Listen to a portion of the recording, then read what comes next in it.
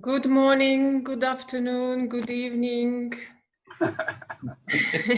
Yeah, we are joining by 3 continents at the same time, so it's the different time zones.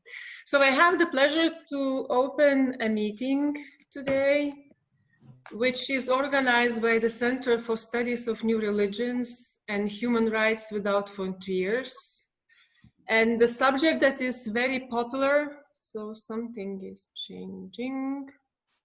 The subject that is very popular now is certainly we like to talk about the COVID-19, which is a new reality to all of us, and the repercussions that this pandemic has on our life. And thus, most of us are either scholars on religion, or we are defenders of human rights and freedom of belief. So we gathered today to discuss a specific case. I don't know why I hear myself.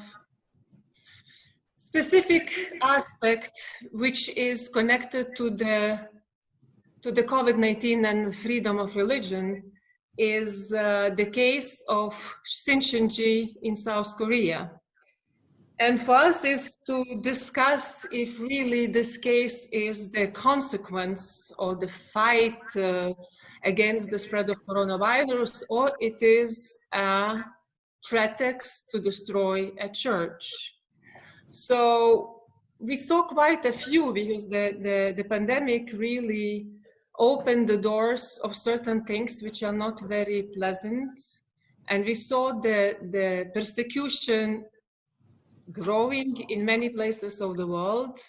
I could say about against the Muslims, for instance, in India, or one evangelical group in France, or Catholic community, one of the Catholic communities in Italy.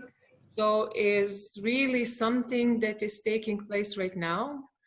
And normally we know South Korea as the country of democratic values, of respect of human rights.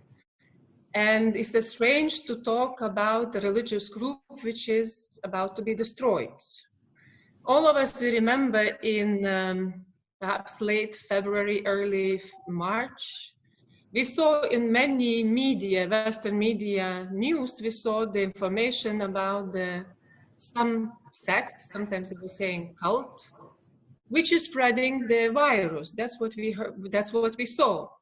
But the question is it really the facts that we have, is it really the facts that are true? Or they are, or just we copy and paste the information from the Korean media without asking the questions? And that is exactly in a way, the subject of today's discussion. Is very difficult to discuss as always on Zoom, but it's an opportunity. It's thanks to COVID as well. So I will present my panelists today.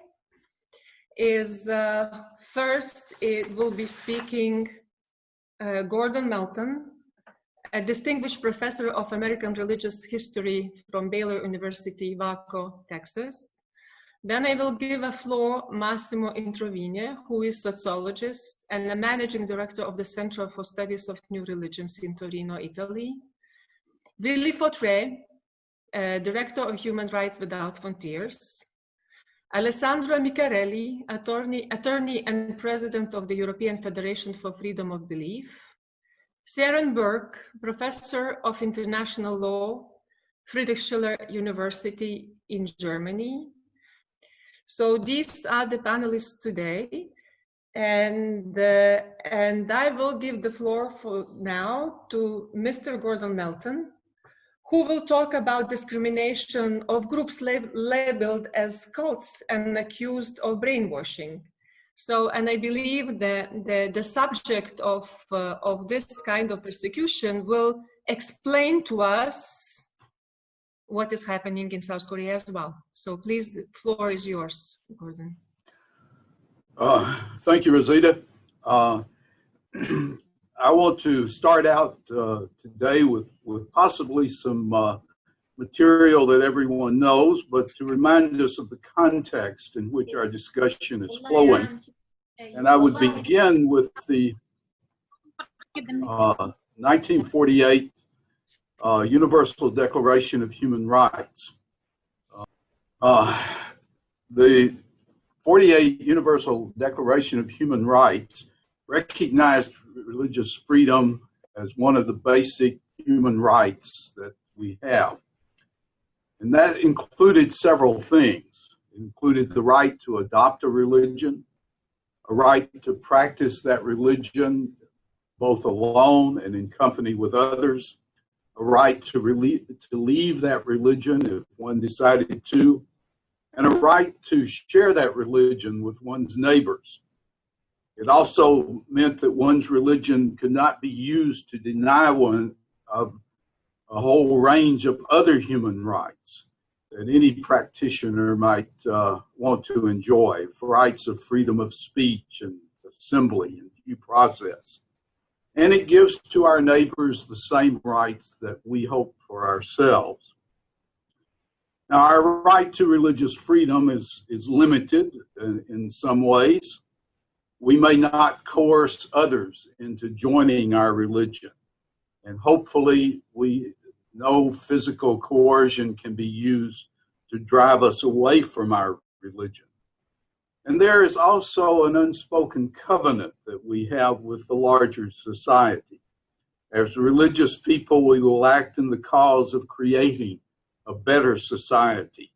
We agree to contribute to the general good of the people among whom we live who are not members of our religion. And since 1948, in the context of this declaration, we've noticed a number of trends. Among them has been the multiplication of very different and new religions in each of our societies.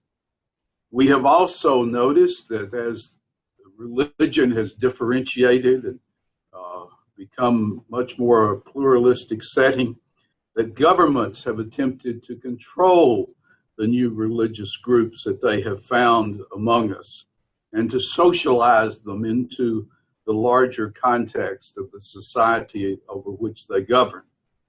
We've also noticed that older religions have tended to view the newer religions as a threat. With the radical multiplication of religions, a few have been selected for some reason for suppression by governments and discrimination by self-appointed social organizations who have become concerned that society is under attack from these groups, which they call cults or sects. Enemies of the cults claim that such cult groups have broken the social contract. Counter-cult groups attack them because they're heretics, and cult awareness groups attack them because they see them as perpetuating social harm against both members of the groups themselves and the larger societies. Anti-cult groups have encouraged former members to sue the groups which they have left. They have kidnapped members and attempted to deconvert them with a process called deprogramming, trying to understand these new religions as having artificially converted them to a pseudo-religion. And governments have been convinced to join in these activities, support the anti-cult efforts, and even move against the groups with their state power. In the West, we have largely put aside this anti-cult stance, largely pulled the teeth of anti-cult groups, but not entirely. As you will hear today, we've failed in some cases in protecting the rights of groups and of their members to practice their religion. But we've also learned some things. We've learned that the state of religious freedom in any given society is the best indicator of the states of freedom of religion, of freedom of all freedoms that we want. And when it comes to religious rights, we have learned that it's the rights of the newer, the more controversial groups, the unfamiliar groups, that best give us the signal of the state of religion in general. So now as we turn to look at one particular group, we can begin to understand it within the larger context, that there are groups everywhere that are under persecution, and this group may in fact be one of the most serious cases that we have to deal with at the moment. Thank you. Thank you very much, Gordon. Thank you. So it's very important speech to really show the very important fact that the state of human rights is the best indicator of the situation in the country. So now I will call for Massimo Introvigne to introduce and explain about the movement of Sinchenji, what it's exactly all about, and perhaps also some information on what is happening right now. The floor is yours, Massimo.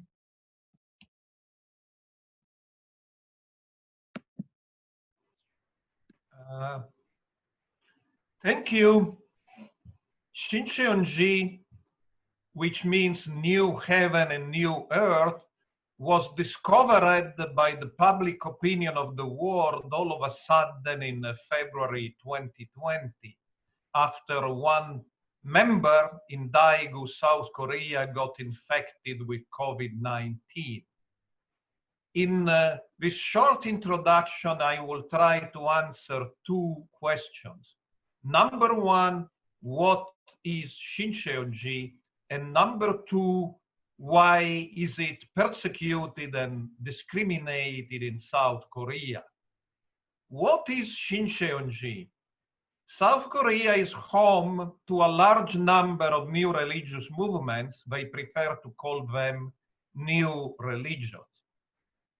Between World War I and II, there were more members of new religions than of mainline traditional religions in Korea. Most of these new religions are non-Christian, but some are Christian, and the Christian ones became especially popular after the Korean War. The largest Christian new religion was called the Olive Tree, founded by Park Tae-soon. In the mid-1960s, the Olive Tree grew to 2 million members. For a number of reasons, Protestantism in South Korea was dominated by conservative and fundamentalist churches. They were very much surprised by the success of the Olive Tree. They established an organized anti-cult or counter-cult movement to fight the Olive Tree and other groups, and this movement is still active today. They also had political connections and managed to get Elder Park, the founder of the Olive Tree, arrested. Park, in what sociologists will call amplification of deviance, reacted to the persecution by emphasizing a theology as far away as possible from traditional Christianity. He ended up claiming that Jesus Christ was an impostor, 98% of the Bible was false, and that he, Elder Park, was God and the creator of the world. As a result of these developments, most members of the Olive Tree left the movement, including somebody called Lee Man-hee, known to us as the founder of Shincheonji, who joined the Olive Tree in 57 and left the movement in 67. Meanwhile, another Christian new religion had been established called the Tabernacle Temple, founded in 1966. Lee joined this group, but started seeing that this group too was becoming corrupted, and eventually his founder too will be arrested, and the Tabernacle Temple would collapse. Having tried without success to reform the Tabernacle Temple, Lee left it, and on March 14, 1984, founded a new tabernacle, a new church called Shincheonji. Now, a core belief of Shincheonji is the story I have just told to you. It's not simply history, it's sacred history, and it's what is predicted in the Bible, in the book of Revelation. So most of what is in the book of Revelation, according to Shincheonji, is not for the future. It already happened in Korea through the rise and fall and the Tabernacle Temple and the establishment of Shincheonji, led by a promised pastor, i.e. Lee, they call him Chairman Lee, who will guide humanity into the millennium. The millennium, of course, is a theology shared by many Protestants. It's a future kingdom of 1,000 years without sickness or death. And many members of Shincheonji believes the millennium is imminent, and Chairman Lee would see the millennium together with many other people, 144,000 saints, the number comes from the Bible, and a much larger white multitude. So not only Chairman Lee, but many people will actually not die and enter the millennium alive. Since this is important for COVID-19, I will add a note about how Shincheonji sees sickness, illness. As many other Christians, including Roman Catholics, Shincheonji teaches that sickness entered the world because of sin, something that the Bible teaches symbolically in the story of Adam and Eve in the Garden of Eden. But just as it is for other Christians, Shincheonji does not, I repeat, does not teach that each individual illness is chain connected to an individual sin. And it doesn't teach that if you are not a sinner, you are invulnerable to illness. Actually, Shincheonji members seek medical attention when they have problems. They don't believe to be invulnerable to sickness. Actually, some of them are doctors and nurses working in public hospitals. Shincheonji grew quite rapidly to some 300,000 members in South Korea and throughout the world, which is the root of its problems, because it grew by converting mostly, although not exclusively, conservative and fundamentalist Protestants. It has an active proselytization. Outside observers sometimes may say too active, and it doesn't deny that because of the bad publicity it has in Korean media, sometimes people are approached without being immediately told the group inviting them is Shincheonji. However, it's also true that you don't become a member of Shincheonji through baptism. You have to follow a course and pass an exam to join. So it's clear that by the time you join, you clearly understand what group you are joining and what is its core theology. Now, why is Shincheonji persecuted? In short, since my time is running out, Shincheonji is persecuted because it's successful. It's persecuted because it grows, and it grows mostly at the expenses of conservative and fundamentalist Protestants. So they see Shincheonji as a competitor, and they try to destroy this competition. For those living outside of Korea, it's difficult to understand how harshly Shincheonji is attacked by evangelical and fundamentalist Protestants. As Willy Fautré will tell you, violence is used in the shape of deprogramming, sometimes even of beating people, and in a couple of cases, killing them. Street demonstrations are organized, and since conservative and fundamentalist Protestants have considerable political power and often vote as a bloc, pressure is exerted on politicians to ban and destroy Shincheonji, close its churches, and put halt to its growth. Only all this was remarkably unsuccessful before COVID-19. All these efforts did not prevent Shincheonji from keep growing. So COVID-19 offered an opportunity to the enemies of Shincheonji to do what they have been trying to do for 20 years and to achieve a final solution of what they see as the problem of Shincheonji by closing its churches, putting leaders in jail, dissolving legally its corporations, and even physically destroying some of its buildings. But make no mistake, that's not about COVID-19.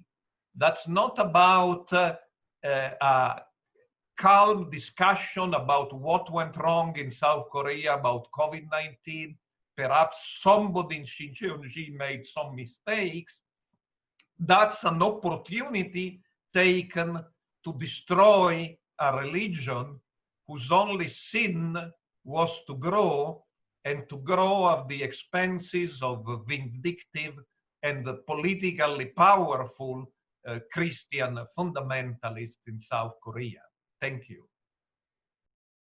Thank you very much, Massimo. It's slightly a little bit problem with the muting and muting.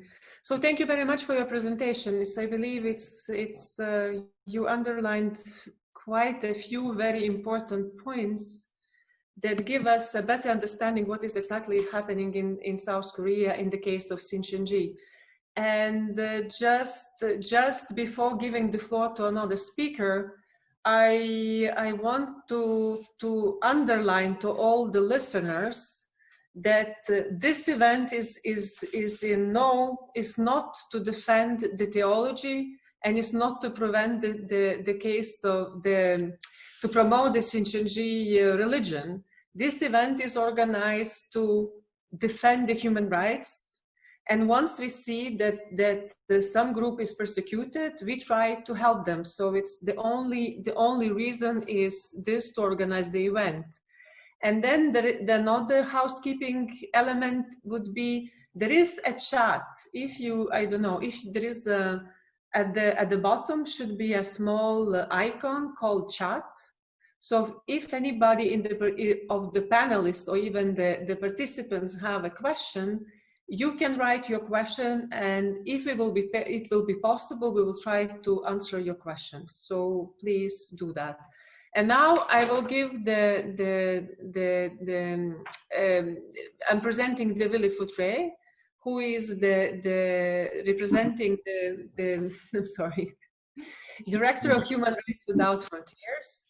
And he will explain us about the situation about the programming. So Willy, the floor is yours. Thank you very much, Rosita.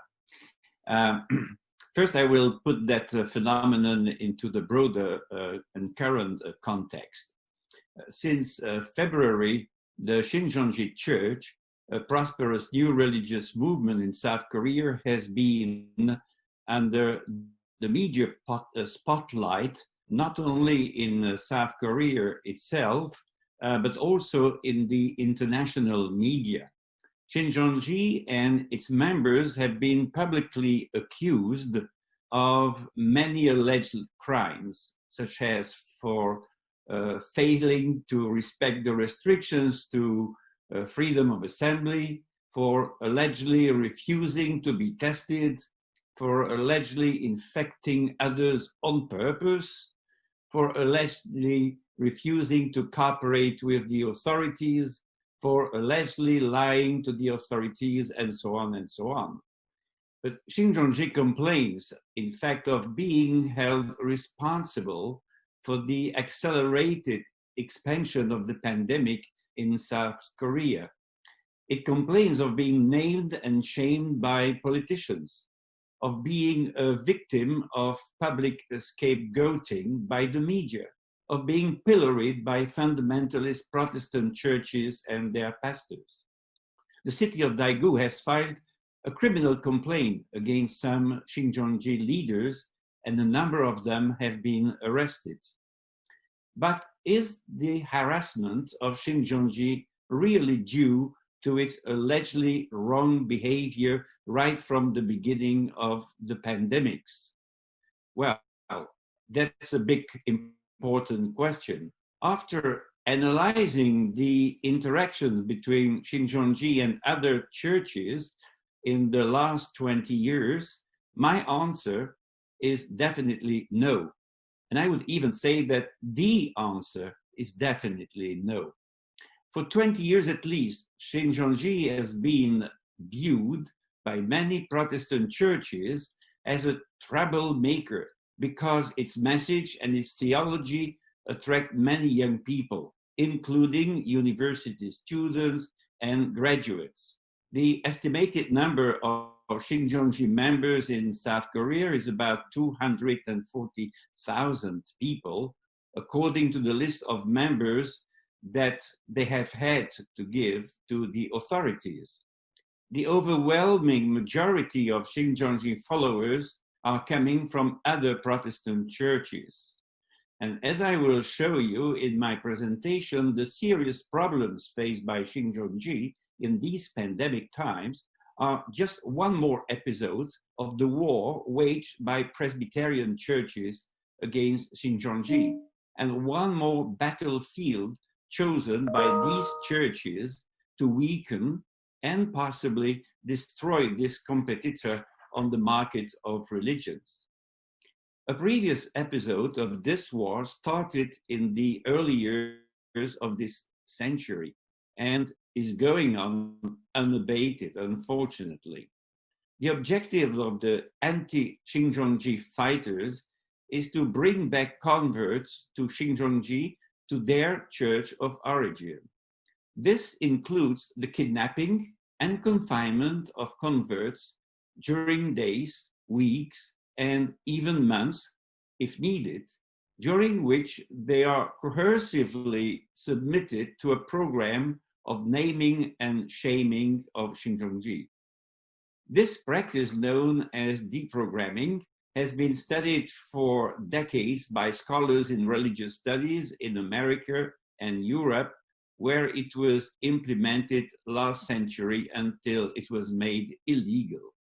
Change of religion under coercion in such circumstances in South Korea is a serious violation of human rights according to international standards. Although it is totally illegal and criminalized, the authorities usually turn a blind eye to this practice, and finally it is impunity that prevails. In 2019, I have met and interviewed in Seoul a number of Shincheonji members who were victims of deprogramming and attempts of coercive change of religion. And this year, we published a report entitled Coercive Change of Religion in South Korea. you see now the cover of this report, which exposes the practice of kidnapping, confinement, and forced deconversion that is still currently ongoing in South Korea.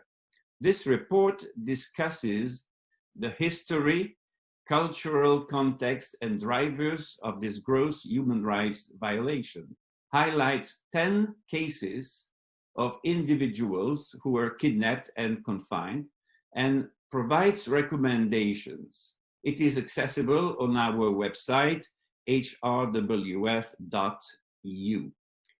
Now, concerning statistics about kidnappings and coercive deconversion. Statistics about the extent of this phenomenon in South Korea are non-existent. But as you can see on this slide, on this infographic, there are numbers. And the total number of people that you can see under the title is more than 1,500 people. That's the number of people who were kidnapped, confined, but managed to escape or pretended that they were going back to their original religion and church, but in fact, when they recovered their freedom, they asserted that they were still members of the Sinchenji church. So more than 1,500 people, known cases in 17 years. And if we have a look at the last 10 years, it means that every year there were at least 130 cases of kidnapping and confinements of Sinchenji members. This infographic that you can see now was published by the Sinchenji Church and provides some clarity to the extent of the phenomenon. Another slide speaks for itself, and it gives you an overview of the percentage of victims. First, by age group, I would say, 78% of the people who were kidnapped, confined, and submitted to a deprogramming attempt are in their 20s, 78%. And as you can see on the other infographic, 77 are women, young women. During the Q&A, if you want to have more details about why is it, it concerns, mainly concerns young people and also why it mainly concerns young girls, I can answer that sort of questions and give you some more details. The next slide focuses on the type and the extent of the main human rights violations entailed by the kidnapping, deprogramming, and coercive change of religion attempts, which are usually, as it was said before by Massimo Introvigne, which are usually violent, psychologically, and physically. For example, we know at least 2 cases of young people who died before their conversion to Sinchenji Church. One of them was killed during a deprogramming attempt, and it was the second kidnapping in her case. During a deprogramming attempt, she was killed by her father. She died of suffocation. In the second case, it was the husband that killed his wife. The negative impact not only affects the movement itself, but individuals. A number of people had to divorce because their spouse didn't want to keep in the same household and living in under the same roof, and because they've had a lot of negative consequences on their professional life. A number of cases as well, the people were sent to psychiatric hospitals, and I interviewed one of those victims who spent 80 days in such a confinement. So as a conclusion, I will say that these figures show that for 20 years, fundamentalist Protestant churches in South Korea have never stopped harassing and persecuting the church, and that their instrumentalization of the COVID-19 pandemic to scapegoat Shincheonji is just part of their war aiming at the destruction of a competitor. Now, should the media and politicians in South Korea be supporters and accomplices of interreligious competition? I don't think so. And I think they should absolutely remain neutral between these two competitors on the market of religion. I thank you for your attention. I'm sorry, I cannot unmute easily myself, so I didn't react. But I wanted to tell you to ask you, Willy, because it's you said that you can give us more details about why female and young. I believe we have enough of time. You can really answer to that question. It would be very interesting to everybody to hear. Please, the floor is yours. So first reason is I think is very practical. I think it's easier to kidnap a young girl rather than a boy that is physically stronger. That's one point. But there's also another reason that is a cultural reason, is that the parents always consider that they have the full authority over their children, whatever their age, because in all those cases of kidnapping, these are children, but these are adults in their 20s, 30s, and sometimes even more. And they consider they still have the full authority over their children, and especially if it is a girl, because we are still in a machist society in South Korea. And on the other side, as the studies of the children were paid by the parents, the parents consider, the father, the mother consider that they should be rewarded in one way or another by their sacrifices to finance the education of their children. Another reason is religious, and it was already explained by Massimo in Introvigne. It is the fact that it is a fast-growing movement that has really targeted young people, intellectuals, and that's some sort of investment in the future in society. And the last one is political. The Protestant churches are politically conservative, and the weight of the Protestant voters in elections in South Korea is significant. So turning a blind eye to the illegal activities of a number of their leaders is politically safer than challenging them publicly. So the three roots of the big problem of kidnapping and confinement are cultural, certainly political, and religious. Thank you, Willy. Thank you. It was very interesting to hear these aspects, and we learn more and more about this case. I would love to give the floor to the Alessandro Amicarelli. I'm here. Okay, perfect. So the floor is yours. Alessandro will speak about the legal aspects of this case and explain what is exactly happening. How COVID-19 is used as a pretext. Floor is yours. Thank you, Rosita. Let me start by saying that I fully subscribe to what Rosita said about the fact that none of us is taking the side of Shincheonji regarding their beliefs. We are all people involved in the human rights work, so our work is just to defend human rights and the rights pertaining to Shincheonji, their right to practice their religion freely without interference by the government. From what the previous speaker said, we can certainly say that the case of Shincheonji and COVID-19 has nothing to do with COVID-19 itself at all. Now, if we were to go deep into the technicalities, we would get distracted from seeing the big picture of the story. namely the fact that opponents are in all possible way trying to destroy a religious minority using COVID-19 as a pretext, as an excuse.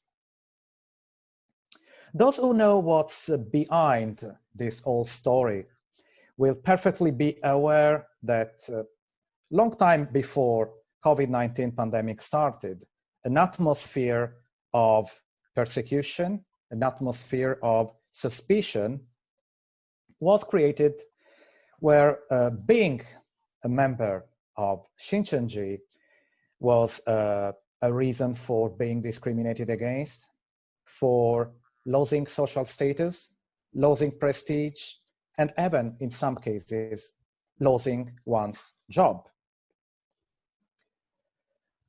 Prestige and social status are very important elements of the South Korean culture. This is even more true where we look at what happened to the mayor of Seoul. The mayor of Seoul, who also was one of the most important opponents of Shincheonji, was recently involved and accused in a Me Too-like scandal, and because of losing prestige at social level, he committed suicide last week. The Korean law corpus allows the authorities to take some measures. This has happened in all countries during the COVID-19, to take measures to protect the population during a pandemic. The same law does require that such measures should be proportionate to the aim of the restriction. The same Korean law corpus does include a law protecting the privacy and confidentiality of people. This is called the Personal Information Protection Act, which protects individuals against the disclosure of sensitive information that could damage them. The involvement of the Shincheonji community in the COVID-19 pandemic began when patient 31 was tested positive. Patient 31 means that there were some 30 other patients that had previously been tested positive. And this one was the first patient being tested positive and as a member of Shincheonji.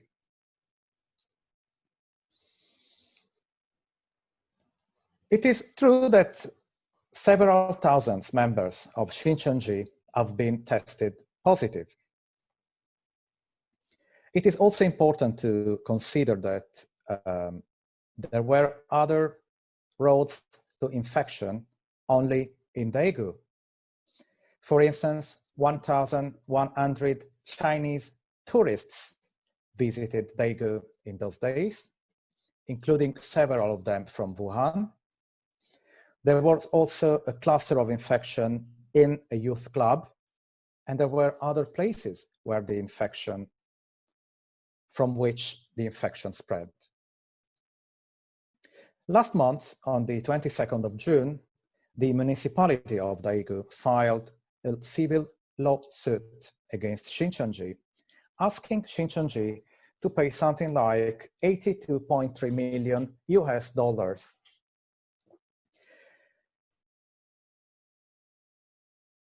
which is a very big amount of money, and it is equal to 2/3 of the money spent by the municipality of Daegu for dealing with the COVID-19 pandemic. The real aim of this lawsuit, of course, is to try and bankrupt Shincheonji. It's considered to be logically absurd because it makes a religious minority, Shincheonji, responsible and liable for all the COVID-19 pandemic. There are some aspects that are very important in this story, so I will go through this briefly. When patient 31 was diagnosed back in February, the authorities in Daegu asked the Shincheonji community to provide a list of its members. In less than 24 hours, the community handed a first list to the authorities. Other part of the list was provided within 5 days. At the same time, the church leaders informed the authorities that the list was not complete because some of the members had raised some confidentiality issues. As again, being known as a member of Shincheonji in Korea had a very negative effect on people's lives.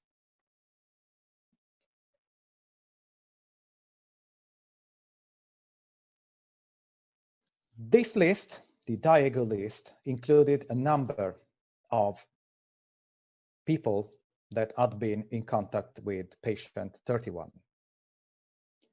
Now, the authorities in the lawsuit are claiming that 132 names of people who told the leaders that they did not want to be included in the membership list had not been disclosed to the authorities.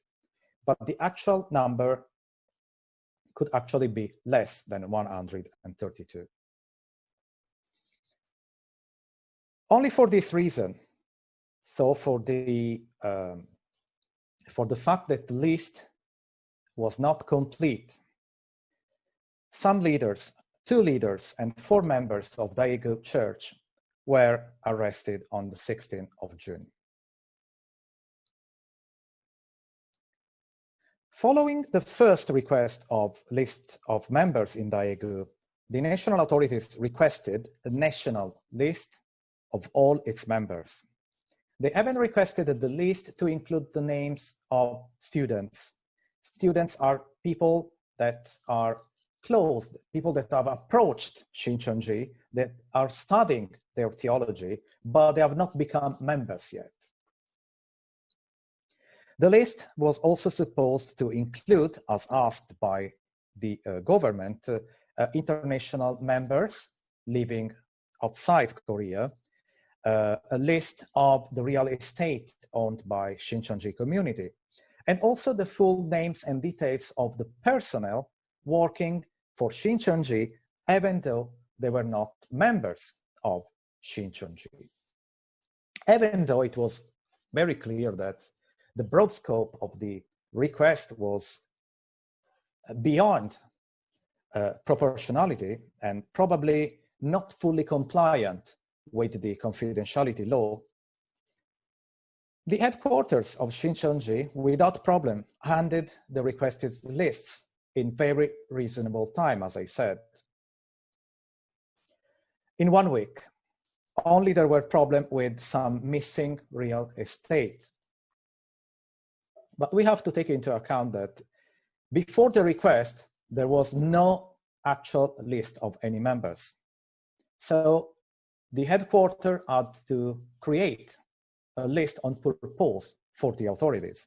And considering they were going to include some 300,000 members of Shincheonji, it makes sense that it would take some time and that there may be some omissions.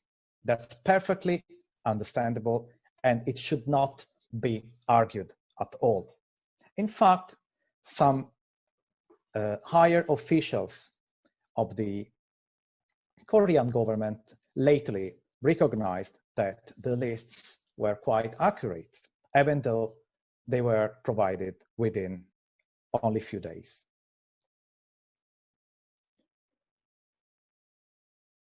Anyway, subsequently, the authorities claimed that Korean registration numbers had been omitted, some dates of birth were not correct, and some addresses, home addresses of members were not accurate. which again is quite understandable when you're compiling a list of 300,000 people within few days. For these reasons, and for allegedly omitting the names of 132 people that could even be less than that, 3 headquarters officials of Shincheonji were arrested on the 8th of July, and the prosecutors are asking for more leaders to be arrested in the next days. We must also notice that in the city of Gwancheon, where Shincheonji has its headquarters, and where the local governor promised that he will destroy Shincheonji, there are 2 congregations with separate worship services, which are based at the 9th and 10th floor. There were cases of members of Shincheonji that were tested positive at the 9th floor. So the community immediately provided a list with all the names of those who attended services at the 9th floor to the authorities. The same list included details of 1 member who had attended services held at the 10th floor because this person, even though not tested positive, was showing symptoms of COVID-19. At the same time, it must be stressed that all the services at 9th and 10th floor had been suspended. So there were no more religious services. Nonetheless, the authorities claimed that also the list of the 10th floor congregation should have been submitted. And this is another ground on which the prosecutors are trying to prosecute leaders of the headquarters. Let me conclude by adding that the Korean authorities claim also that Shincheonji members from Wuhan brought the virus to Korea. However, as a matter of fact, there are no Shincheonji gatherings in Wuhan for the very simple and I would say notorious fact that these meetings are forbidden by the Chinese authorities.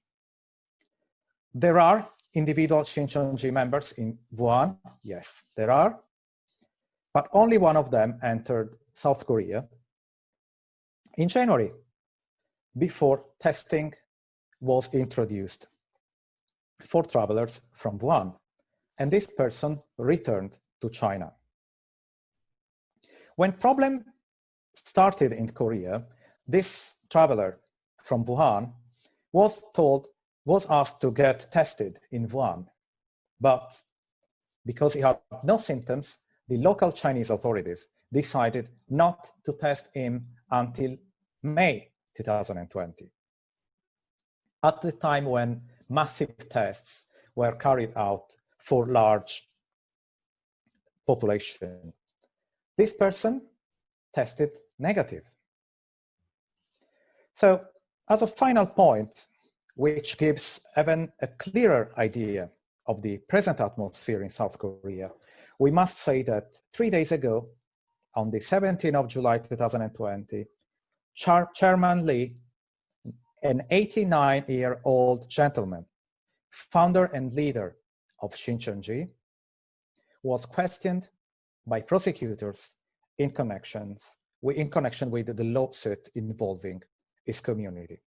The interrogation was so stressful for this elderly man that after 4 long hours, he almost collapsed, and the interrogation was eventually suspended. These are the real facts about the Shincheonji case and the COVID-19, which was intentionally created, which is based on fake news, and whose only aim is to destroy this religious minority in Korea in 2020. We hope that democratic Korea change the route in this very sad story, goes back to reality, stop the persecution, and honor all the international human rights obligations to which is bound. Thank you for your attention. Thank you, Alessandro. Thank you very much. My micro is on again. So thank you so much, because you give really the facts, and I believe that for the audience, the facts really are speaking for themselves. There's very little to comment to make, because it's clearly that the rage that the authorities are raging against the religious movement is not adequate to fight the COVID-19. is clearly something else. So thank you so much. And now I will give the floor to Ciarán Burke, who will discuss the violation of human rights principles, which are enshrined in international law. So, Ciarán, the floor is yours, please. Thank you, Rosita. So yeah, in this very brief 10 minutes, I will look essentially at three things. I will look at the Korean legislative framework in domestic law. I will look at how this was employed in the concrete case. Of course, a lot of you have the factual analysis, you've saved me that, but I'll look at how the legislative framework was employed. And finally, I'll tie that in with international human rights obligations. Now, when we talk about crises in terms of domestic or international law, we like to, as human rights scholars, we like to see when countries are well prepared for crises, because it tends to reduce the amount of abuse that can happen. So what we don't like is when something like, for example, the Reichstag fire or the September 11th attacks happen and there's no legislative framework in place to respond to that, because what tends to happen afterwards is that emergency powers are put into place and that emergency responses are used to deal with such events. And a lot of the legislative impetus for such responses is based upon, let's say, an emotional immediate response, which doesn't tend to make for very good legislation. So from one perspective, Korea's response to COVID-19 looks good on paper, because of course Korea had the outbreak of MERS in 2015. And once the MERS, well, let's say Korea's response to MERS was uneven. It was characterized by secrecy. They withheld the locations of infected individuals from the public on secrecy grounds. This caused public anxiety, and this was criticized heavily. This caused a lot of, well, let's say, a lot of worry from the broader public that individuals would be put at risk based upon information to which they didn't have access, but which the government had access to. And so the response after MERS was this piece of legislation called the Infectious Disease Control and Prevention Act, drafted in 2015 and which came into force in 2016. And this new piece of legislation was characterized by transparency and by flexibility. It has plenty of fairly innocuous provisions within its text, but there are a few that I want to highlight. And the first is Article 76, Article 76 of the IDCPA. Article 76 gives the Health Ministry and the Korea Center for Disease Control authorization to collect personal data without a police warrant or without a judicial warrant from both infected individuals and from those who are suspected of infection. Now, it doesn't define what someone being suspected of infection entails. So this effectively can be anybody whom the public power deems might be likely to be in contact with those who are infected.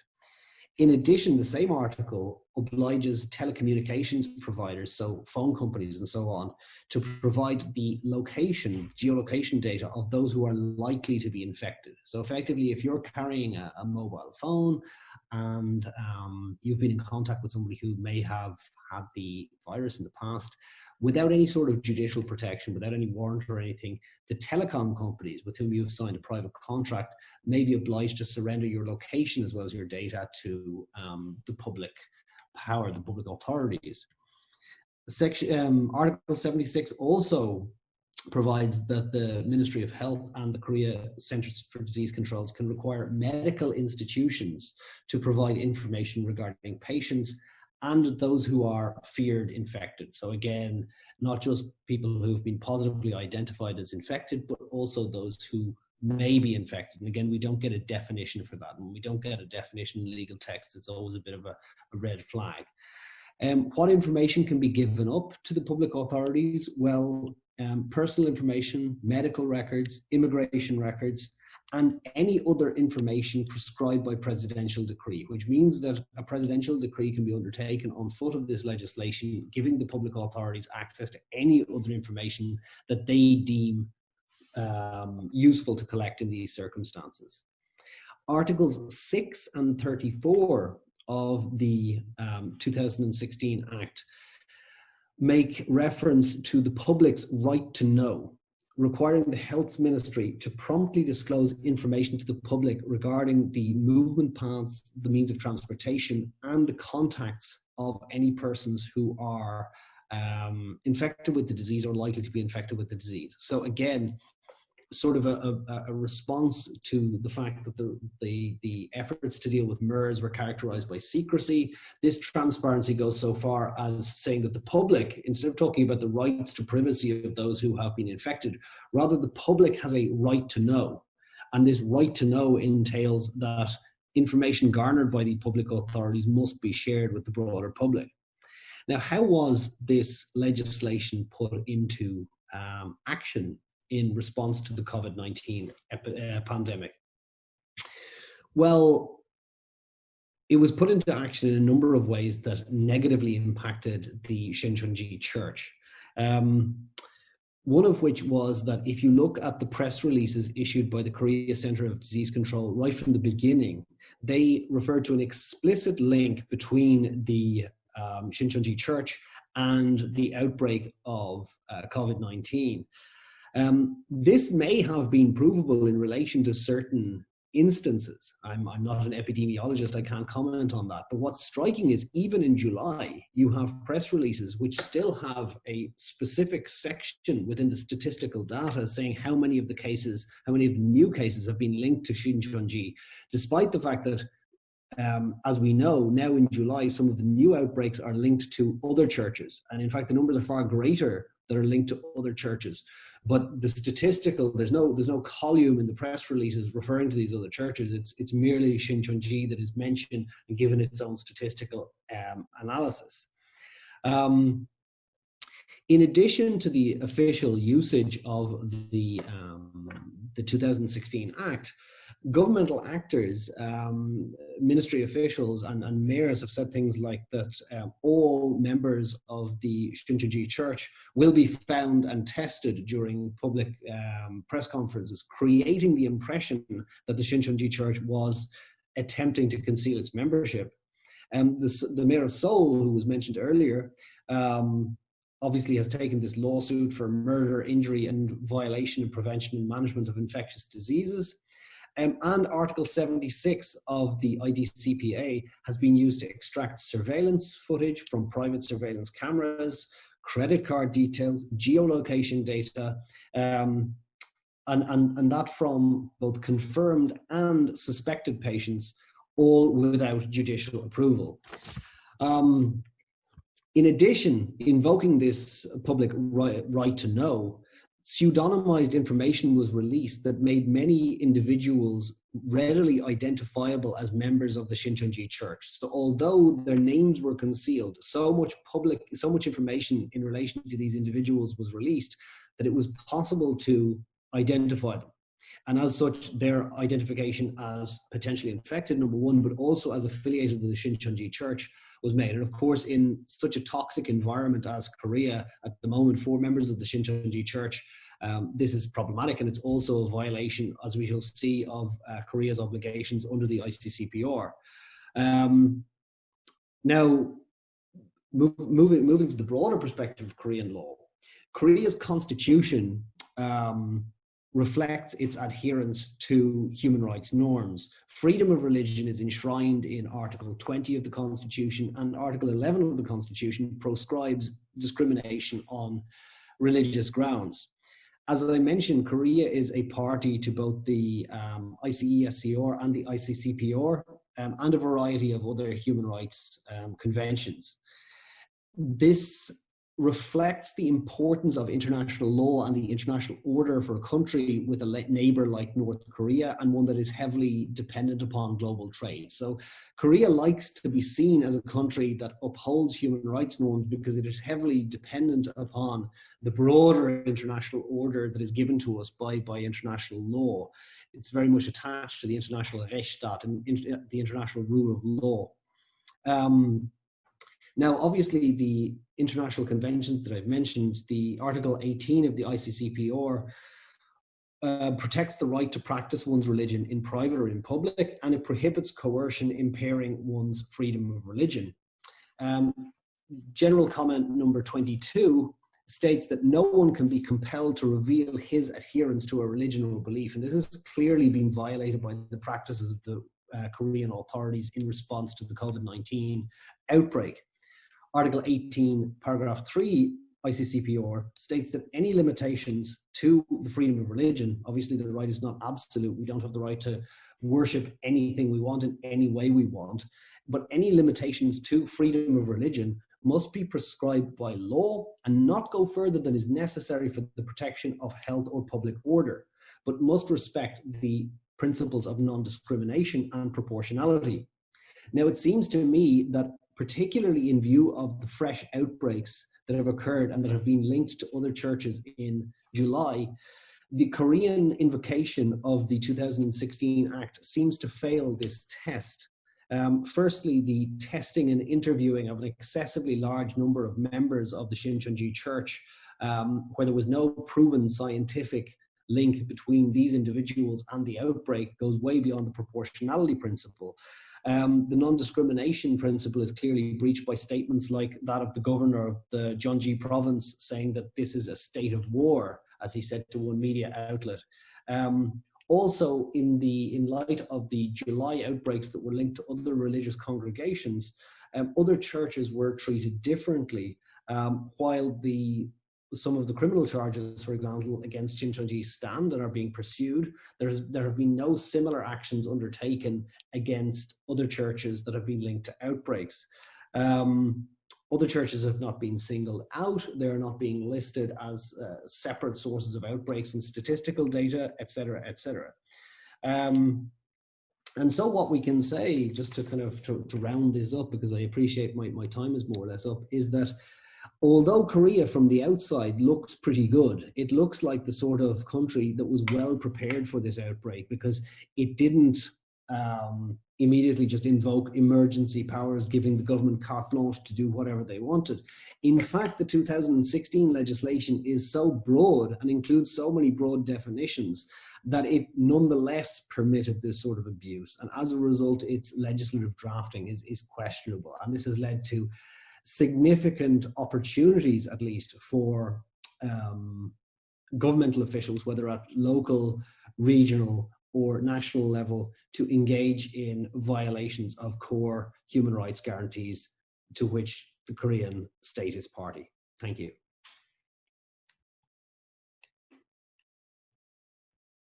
Thank you very much. So I see here on the chat a question that I believe is it would be very much in your field.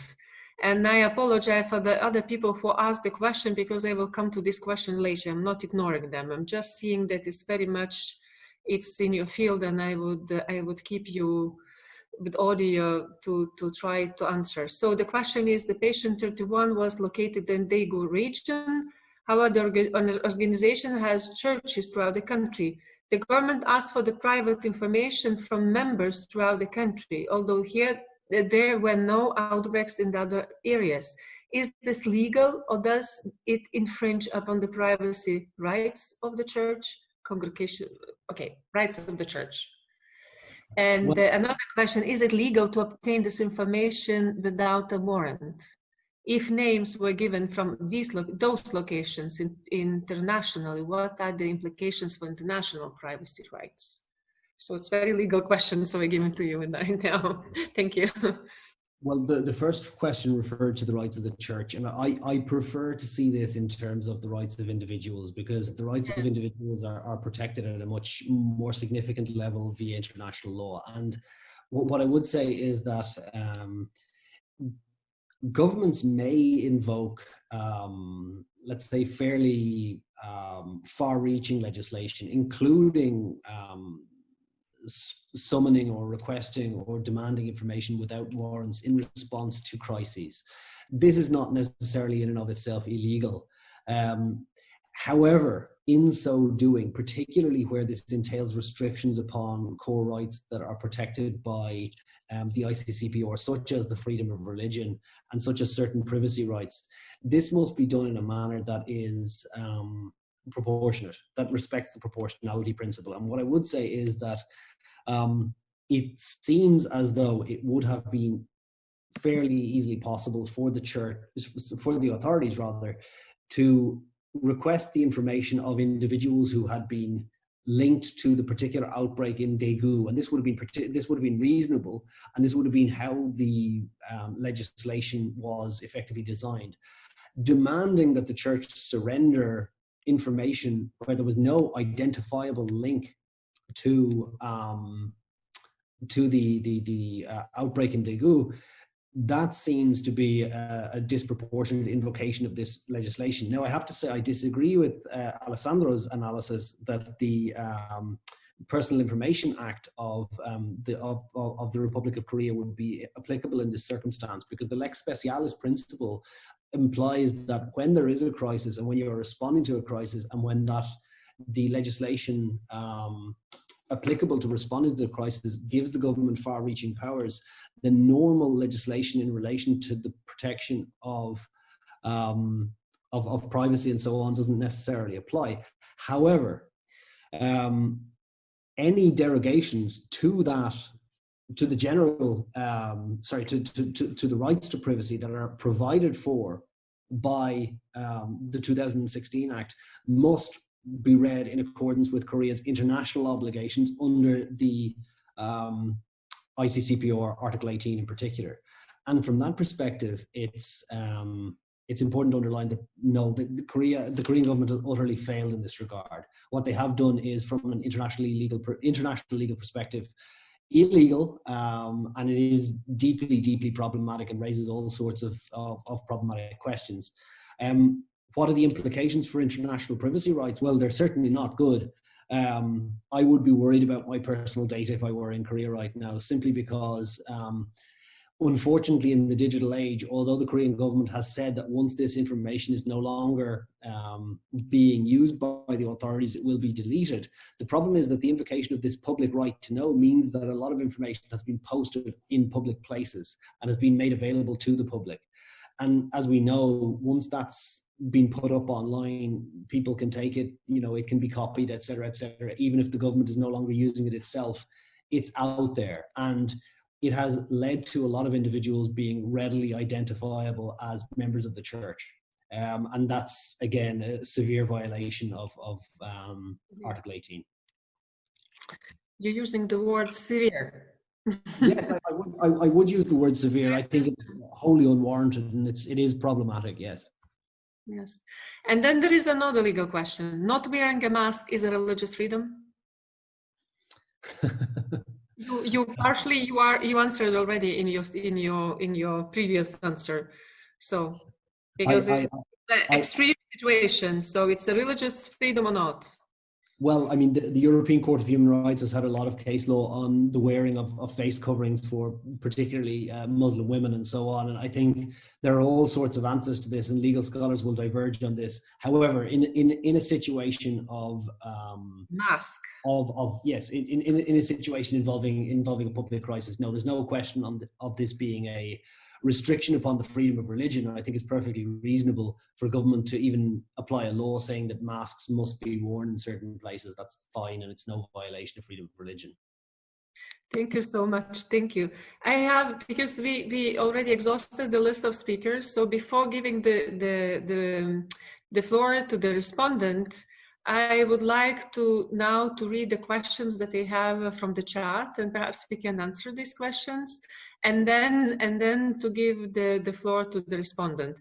And also I remind that we are already more or less running out of time, because we agreed that perhaps it will be like 1.5 hours, and we almost there. So the question is also about international.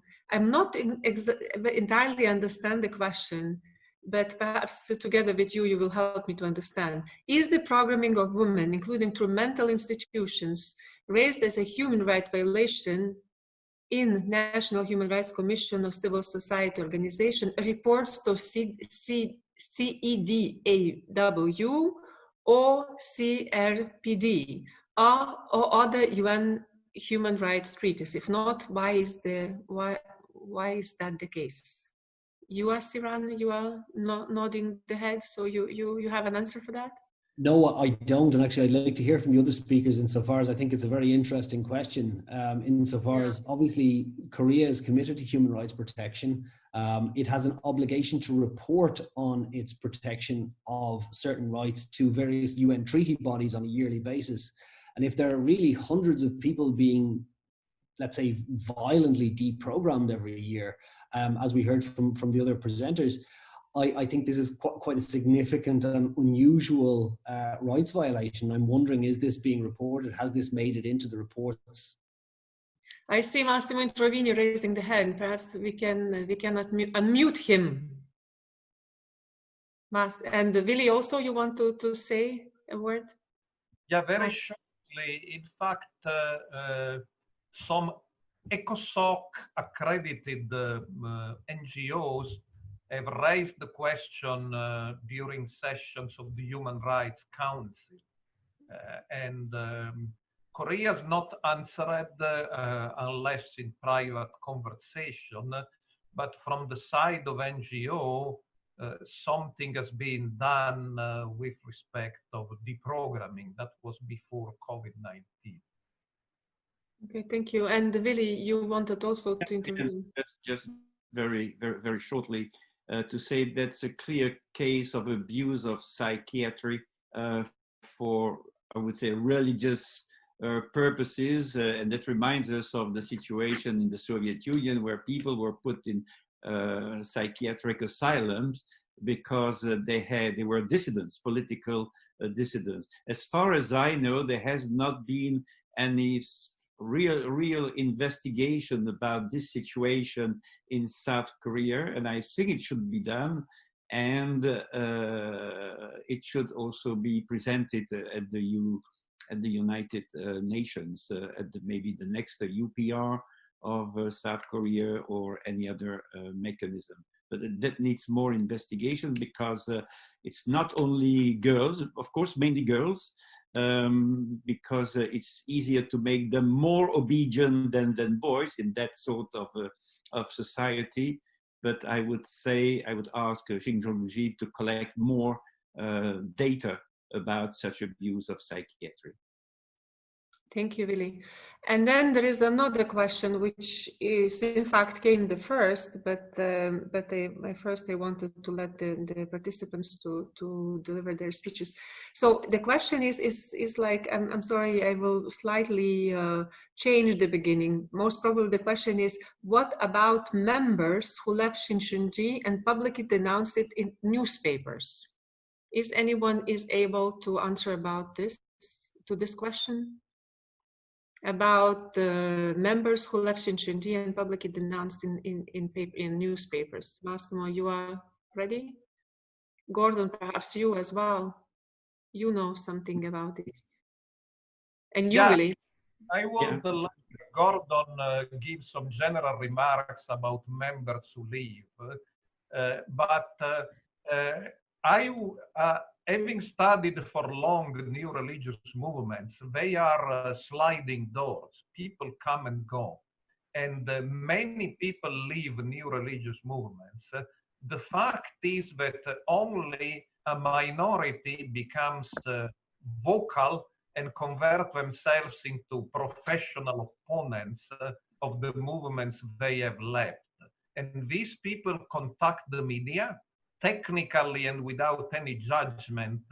In social science, we call them apostates. And in fact, only these apostates contact the media. I did study about other groups. What is the opinion of those who have been in a group, in a religious movement and leave it?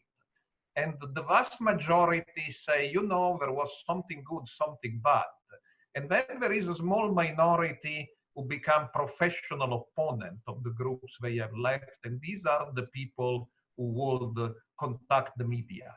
And of course, they deserve to be respected.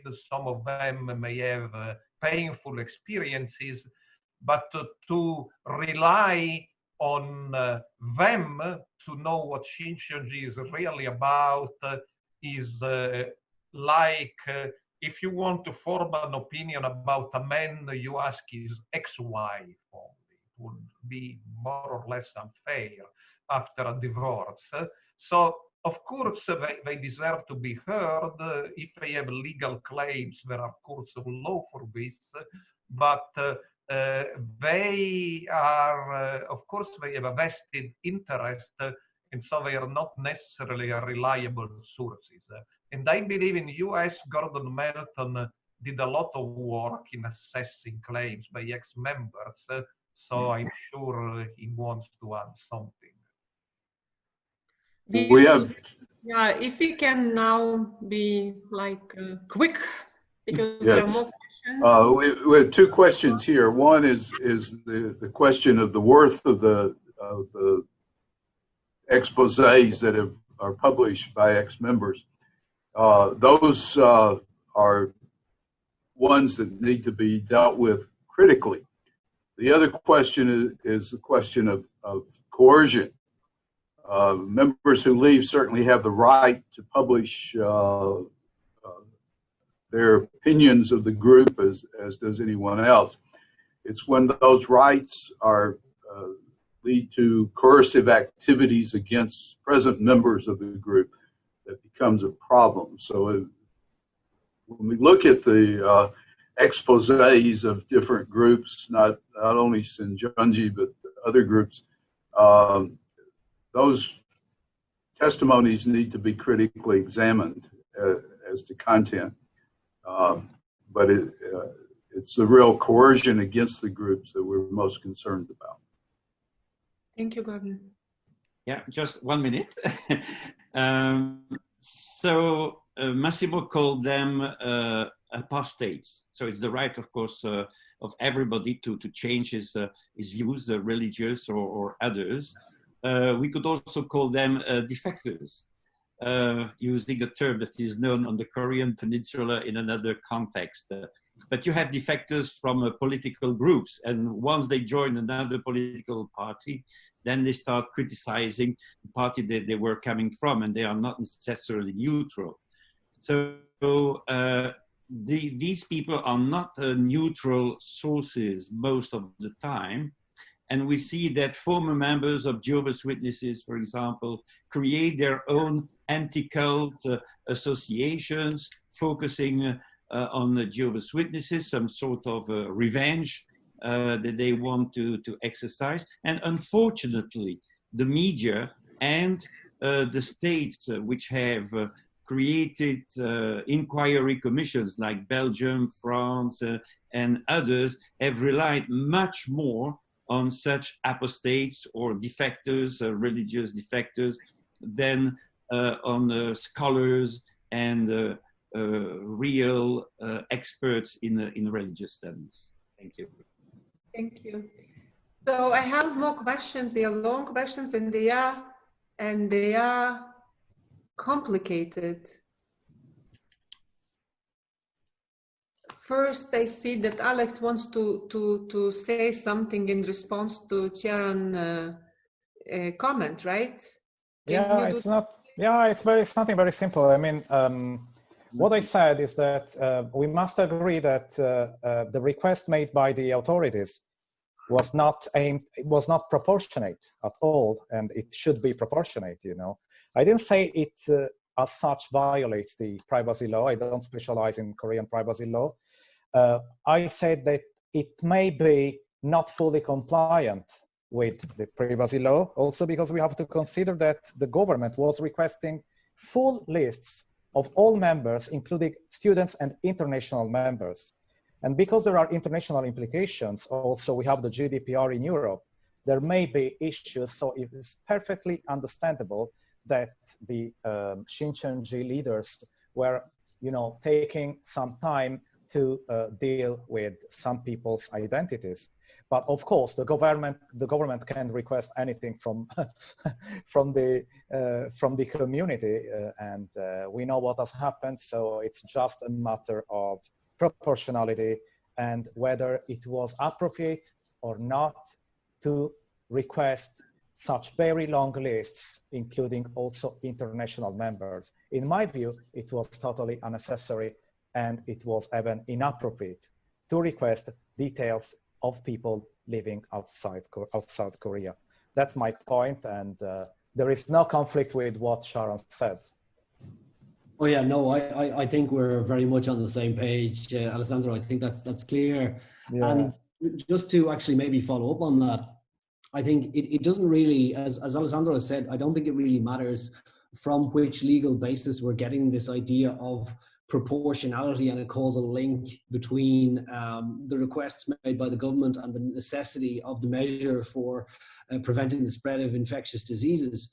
But I just actually want to highlight one question that I've seen come up here from EFWA, which says that as a minority in my country with differing views and opinions, the thought of having my privacy rights denied and my identity exposed without consideration is tremendously unsettling. What solution do we have for these individuals who have lost their basic rights? And how can we move forward with establishing protections for these basic human rights? Well, I think just to kind of put things into perspective, the Koreans did half of the job correctly. I said that they didn't react with a panic to COVID because they had already come up with a legislative framework.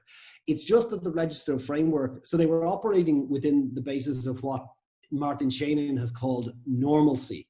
The idea that you're dealing with via normal law, you're not dealing with via emergency law. And emergency law, as soon as you deal with that, it tends to mean abuse, it tends to mean really exceptional powers and so on.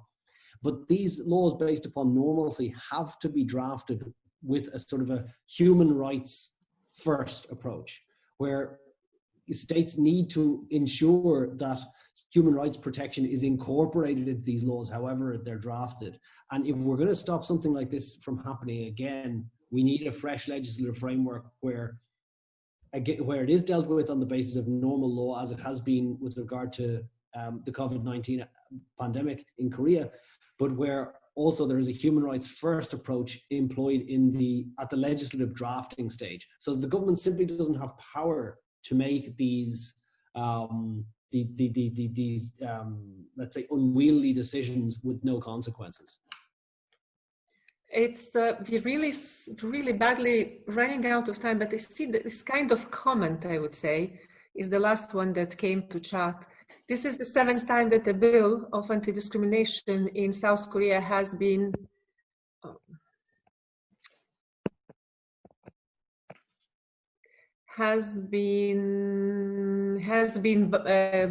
oh gosh, because my computer. So you read, I believe, it's like you see it, that is since 2006, the bill on anti-discrimination has been submitted to the National Assembly, and it was not adopted. So it's like in a way, perhaps I don't know, it's difficult for us, for foreigners, to say why. But unless somebody wants to step in and try to answer to that question. Well, I think in relation to the most recent bill that went before the Parliament, I think the reason is because this is what we would call in the West a private member's bill. This bill was brought forward by the opposition party, not by the government. And Okay. in many legislative cultures, it tends to be the case that if a bill is brought forward by the opposition, the government will almost always just knock it down out of principle, even if they agree with it. And they will say, we will bring forward our own legislation later at a later date, because they get embarrassed if the opposition is driving the legislative agenda. So I think that's probably why. It has less to do with its content than its origin. Okay, thank you so much. Really, we developed quite an interesting dialogue and debate, and I have quite few very interesting questions in the chat, but we are not able to answer all of them. So I believe we will do kind of follow-up to this event with the website or something. So it's that it will be like we will try to answer these questions that are still in chat and we are not able to respond. Thank you. It was, I believe, we had additional information about the situation, but in fact, already from the participants, I believe we get enough of evidence and facts that this case of Shincheonji is not really the fight against the spreaders of COVID-19, but is clearly politically or religiously, I don't know, motivated rage against the religious group. And it seems that it may be the final stage of destroying this movement.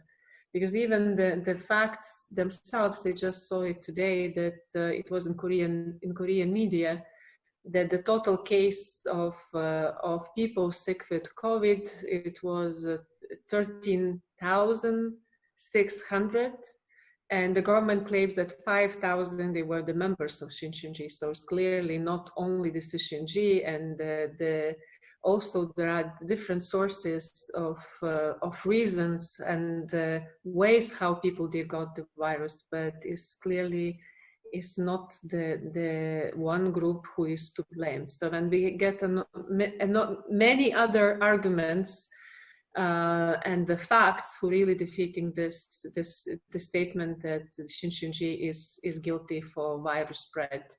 So, but we cannot answer all the questions that we have on the chat, and we cannot continue. Oh, Alex wants to add something, but very shortly, and then we will finish with this very interesting event. Please go ahead. Yes, Rosita, just 1 minute, just to answer two of the questions from the audience. One was mentioned already from EFWA about disclosing one's religious affiliation, and the other one from Sivan regarding the violation and discrimination based on religion at times of emergency.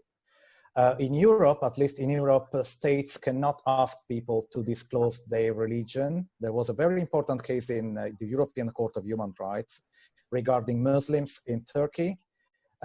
This person wanted to be identified as a Levi Muslim, so he wanted the specific mention of his denomination on his ID card instead of just being identified as a Muslim. The European Court said, no, there must be no mention at all of the religious affiliation, because the governments cannot ask people to disclose their affiliation. But this is Europe on a universal or international level. Answering the other question regarding the religious discrimination in a state of emergency, freedom of religion, even though it can be limited, there can be limitations.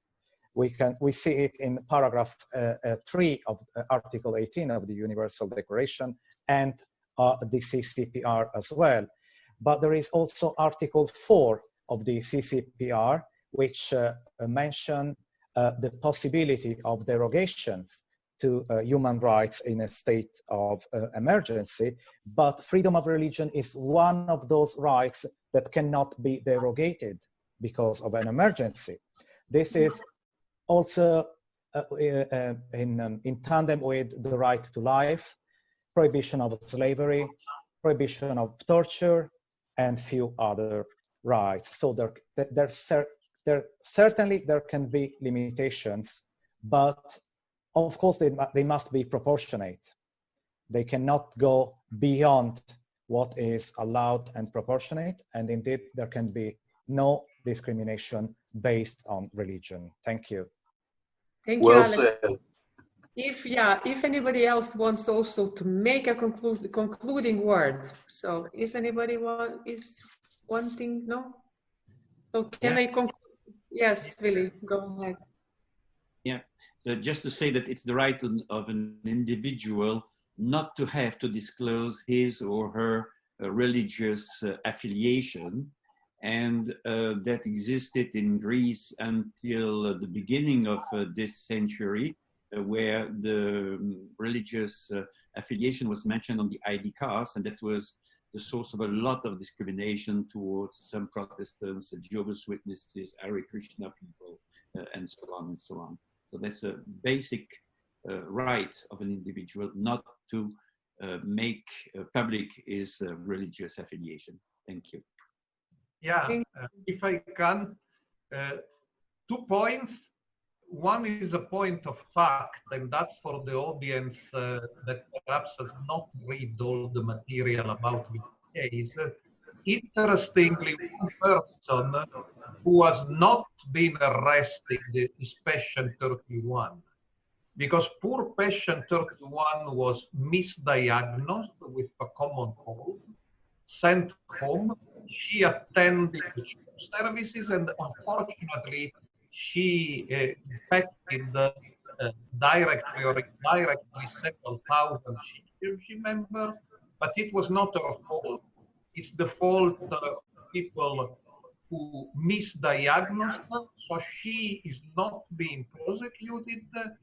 And it is the case that Shincheonji was very quick immediately, in a matter of hours, after they learned about Passion 31, to stop all religious services throughout Korea and even abroad.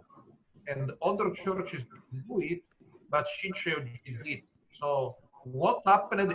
We knew that thousands of Shincheonji members were infected, but that happened before the lockdown, and that happened before Passion 31 was clearly diagnosed with COVID.